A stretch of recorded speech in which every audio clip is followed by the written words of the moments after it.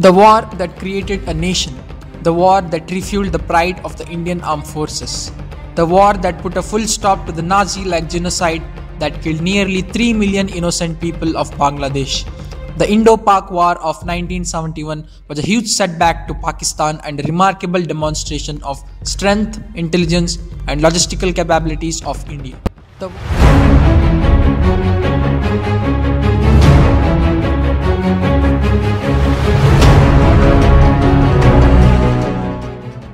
Soon after the independence, Pakistan was divided into West Pakistan, which consisted of 4 provinces, and East Bengal, which later became East Pakistan.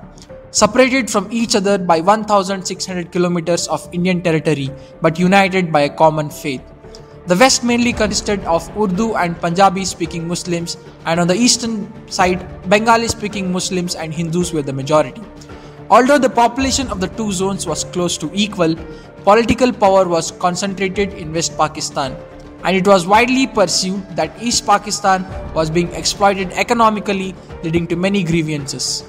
The budget allocated to the East was less than 50% of that allocated to the West. Bengalis made just 5% of the total of the Pakistani armed forces. Cultural and linguistic differences between the two wings outweighed any religious unity. The Bengalis were very proud of their culture and language, which was unacceptable to the West Pakistani elite, who considered it to be a smack of Hindu culture. But the Bengali Muslims tended to be less conservative in religious zeal and had come to accept their Hindu minority and neighbors.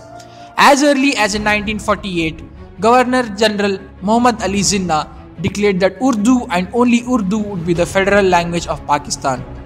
The government's stand was widely viewed as an attempt to suppress the culture of more than 30% of the Bengali-speaking Eastern Wing. Thus, the people of East Bengal demanded that their language be given federal status alongside with Urdu and English, and protested the removal of Bengali script from currency and stamps during the language movement in 1948.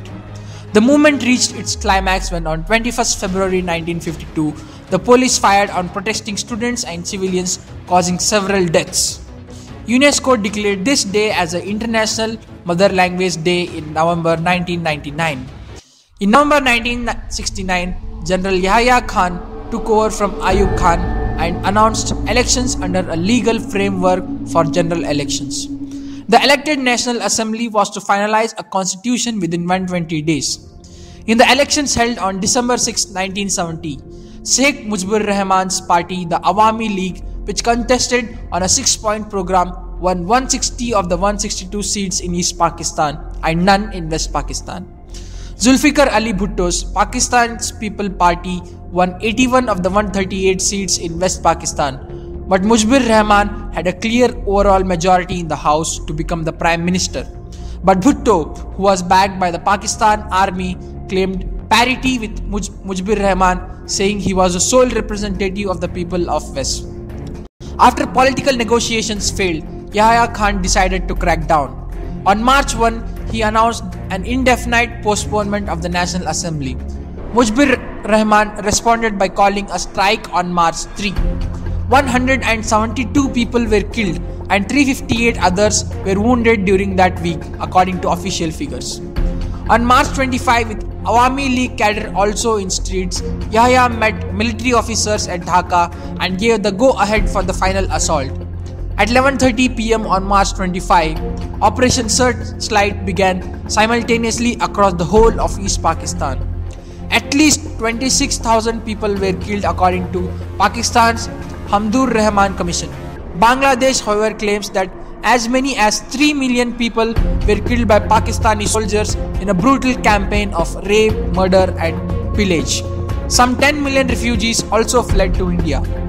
India declared support for the Awami League upon the East Pakistan border, and the BSF offered limited aid to the Bengali resistance. The Indian leadership decided not to directly intervene, but chose to get involved. The Army's Eastern Command took over responsibility for East Pakistan operations on April 29, and on May 15 launched Operation Jackpot, a full-fledged operation to recruit, train, arm, equip, supply and advise Mukti Bahini fighters engaged in guerrilla warfare against the Pakistan military. India also launched a global diplomatic offensive to help create Bangladesh. In between May and December, Mukti Bahini, with the help of Indian Army, carried out offensives on East and achieved air superiority. On the ground, the strategy in the eastern sector marked a significant departure from the previous Indian battle plans and tactics, which had emphasized set-piece battles and slow advances. The strategy adopted was a swift, three-pronged assault of 9 infantry division with attached armor units and close air support that rapidly converged on Dhaka, the capital of East Pakistan. Lieutenant General Sagat Singh, who commanded the 80th, 23rd and 57th divisions, led the Indian thrust into East Pakistan.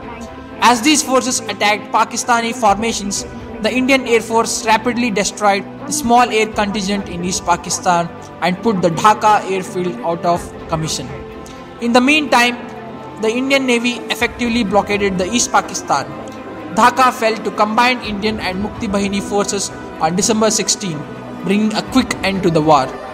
There was also intense action in the western sector, including the tank battle of Longewala, an armoured operation in Rajasthan, and a major Indian counter-offensive in the Sialkot-Chikargarh area south and west of Cham.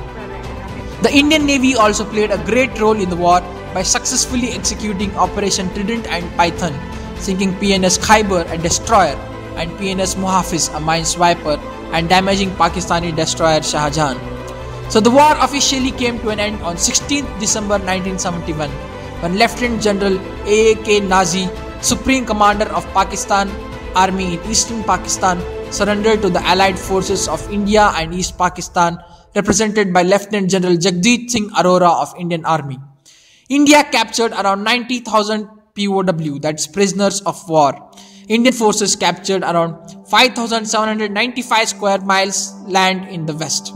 India lost around 2,500 personnel against 9,000 of Pakistan. Pakistan lost its status as the biggest Muslim nation, half of its navy, a quarter of its air force, and a third independent nation. Sheikh Mujibur Rahman became the first president of the free nation. Pakistan appointed Hamdur Rahman Commission to study. Flying officer Nirmaljit Singh became the first from Indian Air Force to receive that honor. So this was the story of the Bangladesh Liberation War.